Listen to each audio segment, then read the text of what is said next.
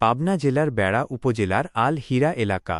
দূর থেকে দেখলে মনে হয় একটি শান্ত ও গুছানো জনপদ, কিন্তু এর চারপাশের বাস্তব চিত্রটি একেবারেই ভিন্ন। এই এলাকার গা ঘেঁষে ও চারপাশ জুড়ে গড়ে উঠেছে ঘনবসতিপূর্ণ অনেকগুলো বাড়িঘর। আর এখানেই শুরু হয়েছে এক নির্মম বিড়ম্বনা। প্রতিদিন এই এলাকার বিভিন্ন স্থান থেকে উৎপাদিত ময়লা আবর্জনা, পচা উচ্ছিষ্ট এবং নানা বর্জ্য কোনোরকম নিয়ম বা বালাই না মেনে সরাসরি চারপাশের উন্মুক্ত জমিতে ও ড্রেনে এনে ফেলা হচ্ছে। দিনের পর দিন এই বর্জ্য পচে বাতাসে ছড়াচ্ছে তীব্র দুর্গন্ধ। ঘর থেকে জানলা খুললেই নাকে আসে বোটকা গন্ধ, যা টেকা দায় হয়ে পড়েছে স্থানীয় বাসিন্দাদের জন্য। মশা মাছি আর রোগজীবাণুর রাজত্বে পরিণত হয়েছে গোটা এলাকা। একটু বৃষ্টি হলেই সেই পচা ময়লার দুর্গন্ধ আর ময়লা জল মিশে একাকার হয়ে যায় চলাচলের রাস্তায়।